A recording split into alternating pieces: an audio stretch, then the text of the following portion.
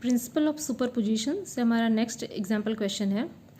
Consider 3 charges Q1, Q2, Q3 each equal to Q at the vertices of an equilateral triangle of side L. What is the force on a charge Q with the same sign as Q placed at the centroid of the triangle? इस question में 3 particles हैं, charge particle Q1, Q2, Q3। ये तीनों triangle के vertices पे इस तरह से अरेंज हैं, Q1, Q2 एंड 3। ये 3 साइड्स ऑफ ट्रायंगल पे इस तरह से रखे हुए हैं। अब यहाँ पे इस ट्रायंगल के जो सेंट्रॉयड है, इस सेंट्रॉयड पे एक चार्ज पार्टिकल है Q, जो कि सेम चार्ज है। अगर ये पॉजिटिव है तो ये भी पॉजिटिव है, अगर ये नेगेटिव है तो ये भी नेगेटिव है, with the same sign as Q placed at the centroid of the triangle. तो यहाँ पे हमें निकालना है what is the force on charge Q। तो इस कंडीशन में चार्ज Q पे कितना फोर्स इस पे लगेगा ये हमें निकालना है। तो इसको सॉल्व करने के लिए यहाँ पे suppose the given charges are placed at shown in figure. यहाँ पे एक इक्विलेटरल ट्रायंगल है जहाँ पे तीनों साइड की जो लेंथ है वो L है, और चार्ज Q1, Q2, Q3 ये तीनों वर्टिसेस पे प्लेस्ड है। Q सेंट्रॉयड पे है, मीन्स सेंटर ये जो Q पार्टिकल है, ये Q चार्ज है, वो सेंट्रॉयड ऑफ द ट्रायंगल पे है। अब यहाँ पे हम लिखेंगे कि let AO equals to BO equals to CO equal to R। अब ये जो यहाँ पे AO, ये O centroid of the triangle है, यहाँ पे AO, BO, CO ये तीनों इक्वल होगा और वो मान लेते हैं कि वो R है। Force on charge Q due to Q1।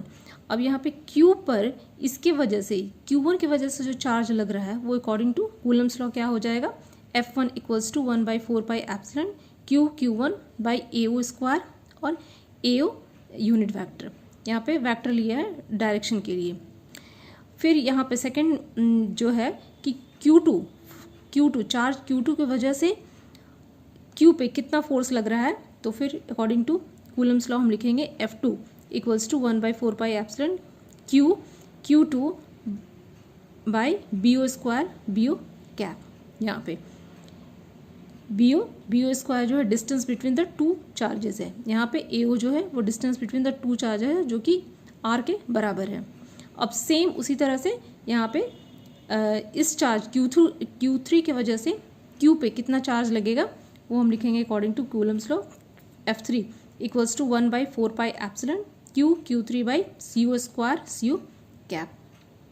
अब यहाँ पे by the superposition of principle of superposition the total force on the charge Q is, अब F जो है टोटल फोर्स ऑन Q कितना हम लिखेंगे, F1, F2 एंड F3। यहाँ पे आप देखेंगे, हम ध्यान देंगे कि F1 यहाँ पे ये अगर मान लेते हैं कि ये पॉजिटिव है, ये भी पॉजिटिव है, तो इसका जो डायरेक्शन होगा इस यहाँ पे फोर्स का, वो इस AO के डायरेक्शन में होगा, AO के डायरेक्शन में अलाइन होगा।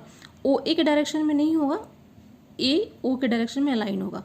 उसी तरह से यहाँ पे पॉजिटिव है, ये भी पॉजिटिव है, तो यहाँ पे भी एक रिपल्सिव फोर्स होगा और ये भी BO के डायरेक्शन में अलाइन होगा। और यहाँ भी CO, ये भी पॉजिटिव है, ये भी पॉजिटिव है, तो यहाँ पर डायरेक्शन जो है CO के अलाइन होगा। तो यहाँ F1 का डायरेक्शन ये डाउनवर्ड है, फिर F2 का डायरेक्शन इस तरह से है, और F3 का डायरेक्शन जो है वो CO के अलोंग है। तो इस डायरेक्शन को हम यहाँ पे AO, फर्स्ट में F1 फोर्स के लिए दिखाया गया है AO कैप से, फिर सेकंड F2 के लिए दिखाया गया है BO कैप से, और यहाँ पे F3 को दिखाया गया है CO कैप से, जो कि ये यूनिट वेक्टर को दिखा रहा है। अब यहाँ पे तीनों फोर्स को जो हम ऐड करेंगे F1, F2, F3, तो तीनों को हम सम करके यहाँ पे लिख देंगे।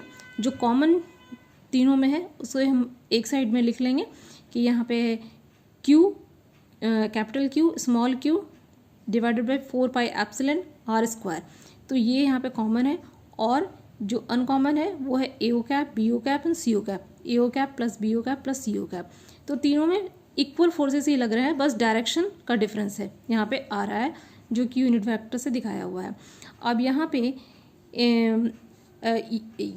पे जो Q1, Q2, Q3 ये तीनों बराबर है, चार्ज इक्वल चार्जेस है। यहाँ पे लिखा है ना कि Q1 equals to Q2 equals to Q3 equal to Q, तो इस बराबर चार्ज के लिए हम कॉमन ले लिया है, आ गया है यहाँ पे Q। As shown in figure, the angle between each pair of unit vector AO cap, BO cap and CO cap is 120 degree. So they form a triangle of cyclic vector. Consequently, AO cap plus BO cap plus CO cap equals to 0. यहाँ पे हम देख सकते हैं कि ये F1, F2, F3 इन तीनों के बीच में जो एंगल बन रहा है वो 120 डिग्री का एंगल बन रहा है, जो कि डायरेक्शन को हम इस तरह से देखेंगे कि AO कैप, फिर यहाँ से BO cap plus CO cap, ये एक साइक्लिक वेक्टर के फॉर्म में आ रहा है, जिसका कि नेट रिजल्टेंट जो है वो क्या हो जाएगा 0। तो यहाँ पे AO plus BO plus CO, इसका नेट जो रिजल्टेंट आएगा वो हो जाएगा 0, क्योंकि they form a triangle of cyclic vector. तो यहाँ पे 0 आने की वजह से ये सारा फोर्स जो है वो 0 से मल्टीप्लाई होने के बाद 0 हो जाएगा। तो hence F equals to 0, that is the total force on charge Q is 0।